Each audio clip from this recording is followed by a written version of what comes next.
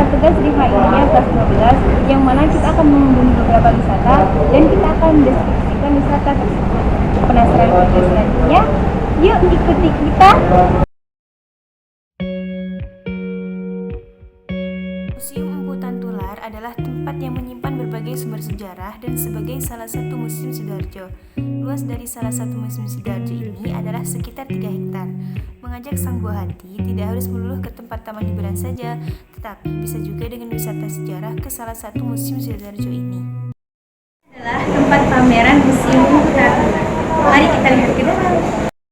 Harga tiket masuk Museum Empu Tantular yakni 4.000 untuk orang dewasa, 3.000 untuk anak usia di bawah 12 tahun, dan untuk pengunjung rombongan yakni 3.000 untuk orang dewasa dan 2.000 untuk anak usia di bawah 12. Jangan lupa kesini. Museum ini pun menyediakan tempat untuk ajang pameran, sehingga apapun yang dipajang di museum ini pun bisa disaksikan pula dipamerkan. Biasanya, pameran yang diadakan berceritakan tentang sejarah yang terjadi di zaman prasejarah, seperti kerajaan Majapahit, berupa uang kuno, fosil, dan sejarah mengenai kerajaan Majapahit. Kita sedang berada di depan pameran Garudia, yaitu temuan dari Kediri pada abad ke-11 Masehi, berupa ornamen berbentuk Garudia dibuat dari emas 22 karat dengan berat 1,163 gram dan dihiasi batu permata berjumlah 48 buah.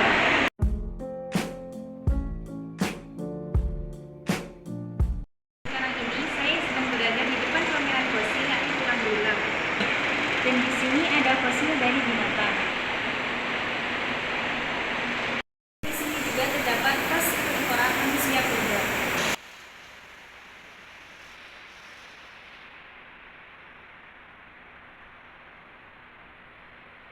Dan sekarang ini saya sedang berada di depan pameran naskah kuno yang bahannya adalah terdiri dari lontar, beruang, dan kertas. Jika dilihat dari hurufnya, ada yang huruf Arab Legon atau Arab Jawa, serta huruf Jawa dan Arab.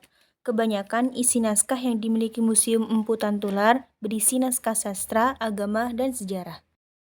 Sekarang ini kita sedang berada di depan pameran Kerakan Sapi asal Madura. Sejarah awal mula Kerakan Sapi dilatar belakangi oleh tanah Madura yang kurang subur untuk lahan pertanian. Adalah tempat yang kedua yakni Taman Bungkul yang tepatnya ada di Surabaya.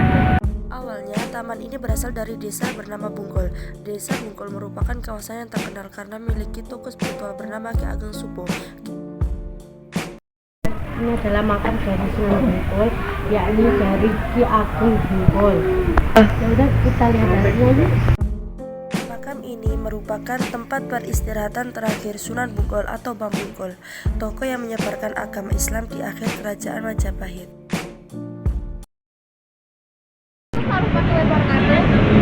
Sekarang kita berada di tempat ketiga yang akan kita tuju, yaitu di Tugu Pahlawan yang bertempat di Surabaya. Dan di sini banyak sekali cerita sejarah-sejarah yang menceritakan sejarah Indonesia. Langsung saja yuk kita masuk ke dalam. Tugu Pahlawan ini didirikan dengan tujuan untuk mengenang sejarah perjuangan para pahlawan kemerdekaan bangsa Indonesia dalam pertempuran 10 November 1945 di Surabaya.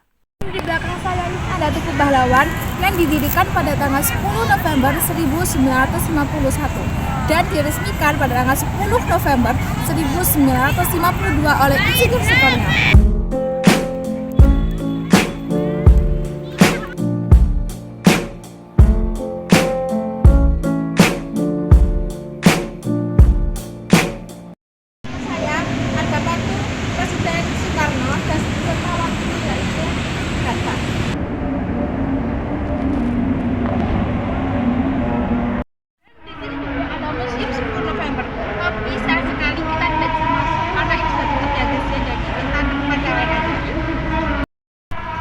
Di sini juga ada mobil Bung Tomo yang dibuat pada tahun 1956 dan dibuat oleh negara Jerman dan merek mobilnya adalah Opel Kapitän. Museum ini dibangun dengan tujuan untuk mempelajari dan memperdalam peristiwa pertempuran 10 November 1945. Masjid Akbar Moidhar Arifin mulai dibangun pada 2018 dan digunakan pada 2020 atas prakarsa dua bersaudara, yakni Haji Ahmad Moidhar Syekh Almarhum dan Haji Ahmad Dauhar Arifin yang merupakan pendiri Polowijo Gosari Group. Masjid Akbar Moidhar Arifin bertempat pada Jalan Raya Denlis, Gedangan Wedeng, Kecamatan Sidayu, Kabupaten Gresik, Jawa Timur.